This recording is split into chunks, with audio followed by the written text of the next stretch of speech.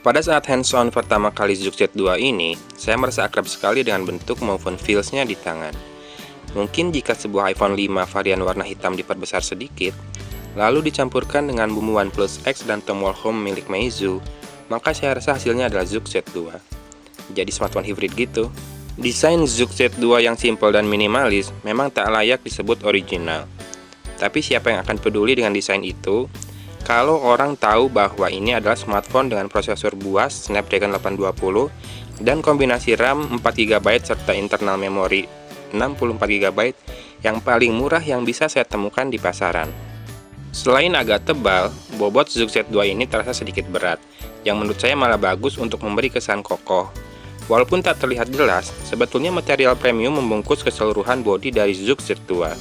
Bagian depan dan belakangnya menggunakan bahan kaca yang sudah dilapisi perlindungan Corning Gorilla Glass 3. Sementara sekeliling pinggiran yang berwarna hitam dan terasa kesat di tangan itu sebetulnya terbuat dari metal loh. Zook Z2 ini nampaknya ingin tampil low profile. Dengan desain yang terkesan sederhana dan tak terlalu menonjolkan material metal yang dibawanya, smartphone ini menyimpan spesifikasi jeroan yang sangat wah. Ternyata Zook Z2 ini membawa ROM abal-abal. Artinya, kita harus flashing lagi, mainnya harus jauh, pulangnya harus malam, mungkin buat nemenin para Mi fans. Gimana? Masih minat sama Zook Z2? Saya tambahkan sebuah daftar berisi sedikit anomali yang ada pada Zook Z2. Pertama, Zook Z2 ini membawa ROM abal-abal yang katanya mengandung malware Liu Liangbao. Kedua, setelah di flashing menggunakan ROM asli versi Cina, maka tampilan pertama semua bahasanya adalah bahasa Cina. Anda harus ingat posisi menu untuk mengubah bahasa ke bahasa Inggris. Ketiga, setelah di-flash ke ROM asli versi Cina, Anda akan bisa mengakses menu sistem update. Ketika Anda menemukan ada updatean di sana, Anda tidak akan bisa mengunduhnya kecuali menggunakan VPN yang terkoneksi ke server Cina. Keempat, setelah di-flash menggunakan ROM asli versi Cina, skor Antutunya malah turun drastis. Setelah urusan flashing selesai, saya berhasil mengupdate Zook Z2 saya hingga ke versi ZUI 2.3. Karakteristik dari ZUI ini antara lain mirip dengan custom iOS Android dari Tiongkok lainnya yang tidak mempunyai application drawer.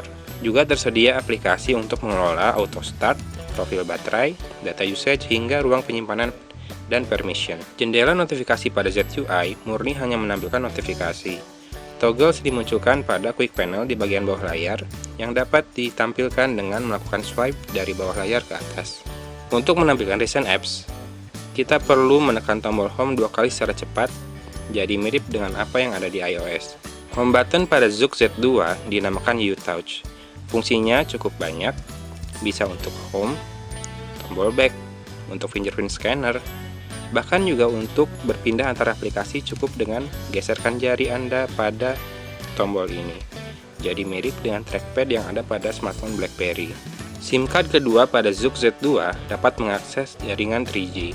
Tak seperti smartphone lain yang hanya mentok di 2G aja. Daya tahan baterai Zook Z2 terbilang hemat. Saat kondisi hari kerja di mana saya jarang menggunakan smartphone, Zook Z2 dapat bertahan melebihi 2 hari 2 malam dalam 1 kali pengecasan. Sementara, jika digunakan secara intens, Zook Z2 masih mampu bertahan selama 16 jam dengan screen on time 5 jam. Zook Z2 sudah support Quick Charge versi 3.0. Dengan charger bawaan yang berarus 2,5 ampere, pengisian daya pada Zook Z2 dapat dilakukan sekitar 100 menit. Untuk multitasking, Zook Z2 tidak mengalami masalah sama sekali. RAM yang sebesar 4GB menyokong performa dari Zook Z2 ini. Saat digunakan bermain game agak lama, suhu bodi belakang dari Zook Z2 mulai memanas. Walaupun masih wajar panasnya, tapi terasa lebih panas dari Xiaomi Redmi 4 Prime.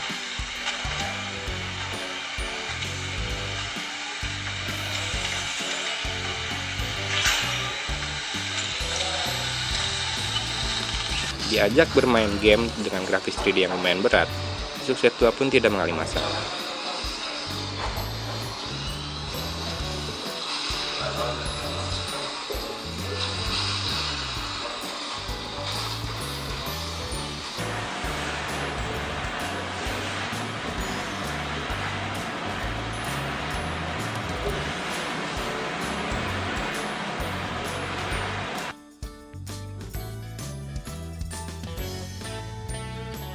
Gambar yang dihasilkan oleh kamera milik Zook Z2 memiliki saturasi yang terbilang natural. Namun sayangnya, pada kondisi low light, noise sudah mulai muncul. Berikut adalah hasil foto menggunakan kamera dari Zook Z2.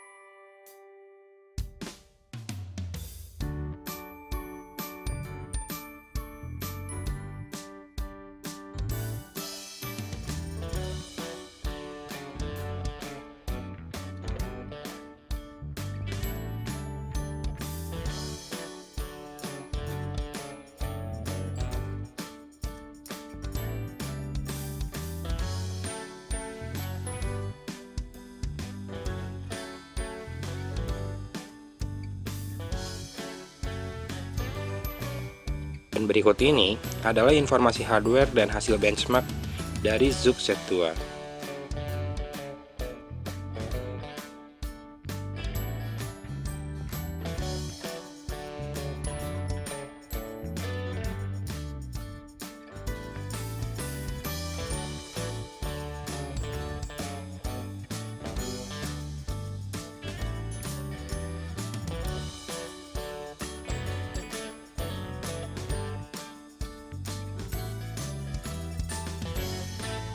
Masuk ke bagian plus dan minus dari Zook Z2.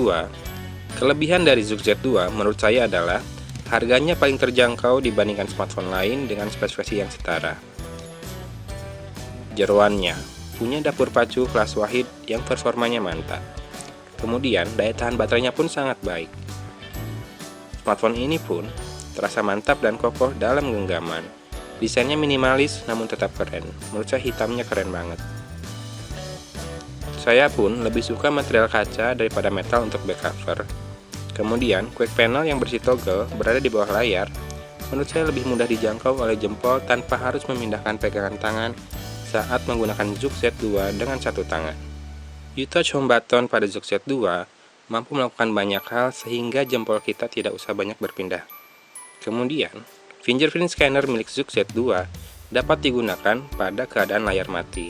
Sensitivitasnya pun sangat baik, akurat dan sangat cepat. Sementara kekurangan Zook Z2 menurut saya adalah smartphone ini membawa ROM abal-abal, jadi kita harus flashing lagi. Kemudian, bentuknya agak tebal dan sedikit kurang ergonomis. Output audionya pun biasa saja, dan sama sekali tidak ada slot micro SD.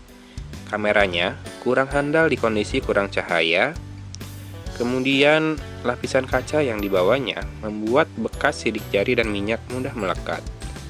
Terakhir, saya belum menemukan cara agar dapat menambahkan ringtone sendiri untuk notifikasi WhatsApp.